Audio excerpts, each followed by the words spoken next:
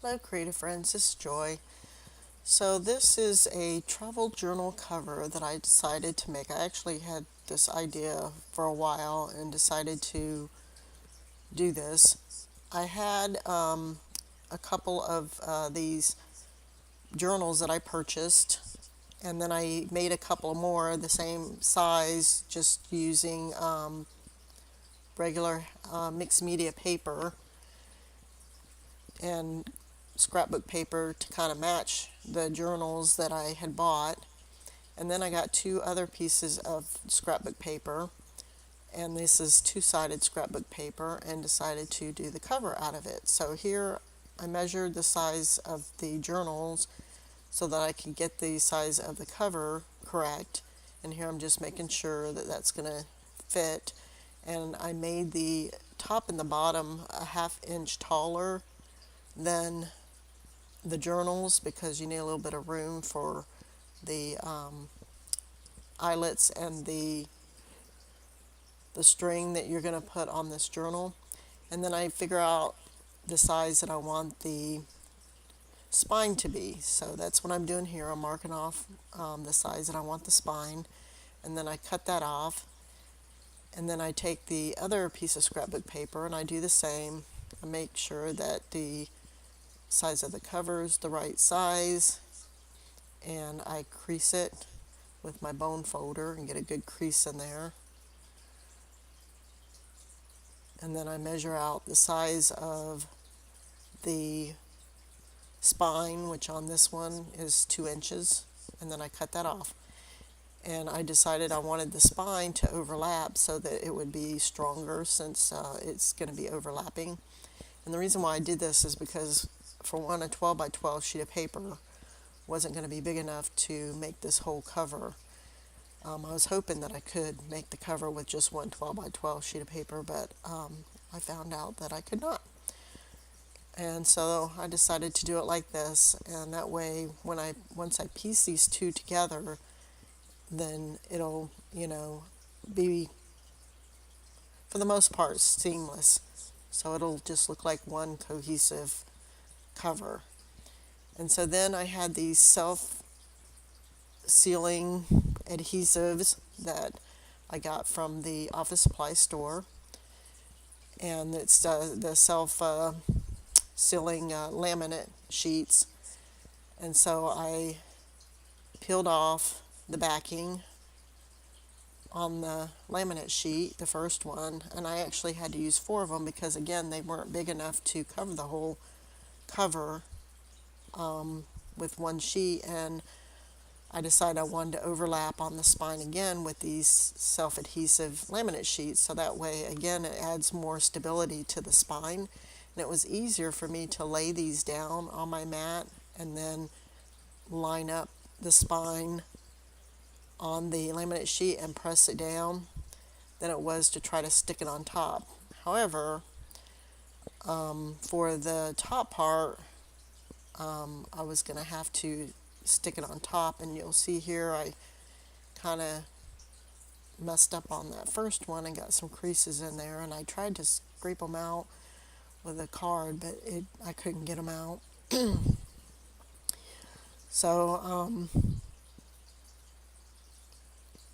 I was hoping that I could scrape them out, but they wouldn't come out.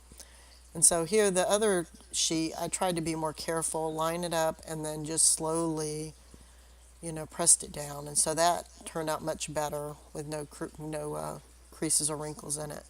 And then I cut around the excess. I cut off all the way around it. I believe I left about an eighth or a quarter of an inch all the way around where the plastic was stuck to each other. The front and the back pieces of plastic were stuck to each other. And then I creased it and made sure that the creases were nice and crisp, and tested it with the books, the journals I plan on putting in it, and it seemed to be a good size. So I get my eyelet, my hole punch, and figure out the size that where I need to put the holes on the cover. And I believe I put them about eighth of or a quarter of an inch down from the top and up from the bottom. and then I'm trying to evenly space them on the spine. And so my first attempt at doing this was not right, so I just wiped it off and tried again, and finally got it figured out where they were more evenly spaced. So I marked where I wanted my holes and on the top and the bottom, and I made little like pluses or whatever, cross hatching, whatever you want to call it. So that way, when I go to punch the holes, I would be able to see through the hole punch the exact center of where these need to be. And so that's why I wanted to make sure I get these marked correctly. So here I adjust the depth of the hole punch because that will help keep me from going too far with it.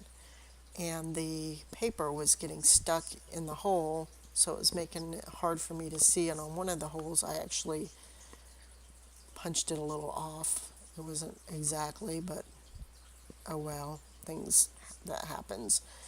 And so I got the holes punched on both sides, the top and the bottom, and then I used the eyelet setter to set the eyelets in all of these holes. And I originally was going to go with like the brass eyelets, but then I changed my mind and decided to use the gold ones, which I thought would work better with this travel journal cover. So this was, again, like I said, just an idea that I've had for a while, and I thought, how could I make a travel journal cover that's quick, that's easy, you know, that's, I can do with supplies that I have on hand. And so, yeah, this is the idea I came up with. So I really was happy with the way it turned out. Turned out pretty good. And then I decided to, well, one of the eyelets, had it a little off when I crunched it, and it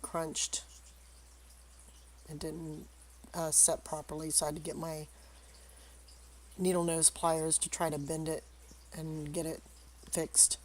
And then I decided to punch a hole in the middle because I wanted to add a closure with the elastic string to this journal. And this tool here is supposed to be able to punch the hole and then set the eyelet, but I wanted to just more securely make sure those eyelets were set on either end. But I struggle with using this tool. I don't know. I guess I don't know how to use it. And this one piece is supposed to punch the hole, but it doesn't do a good job. And maybe it's because the thickness of the spine just made it difficult. But I ended up using my awl to just punch a hole in there and then pushing the eyelet through. And then it also has a piece where it's supposed to set the eyelet, but I haven't quite figured that out yet, I guess. I struggle with that part of it too. So, but I eventually figure out how to get it set. And there's a little bit of a piece of the paper and plastic that was kind of sticking out, so I trimmed that off.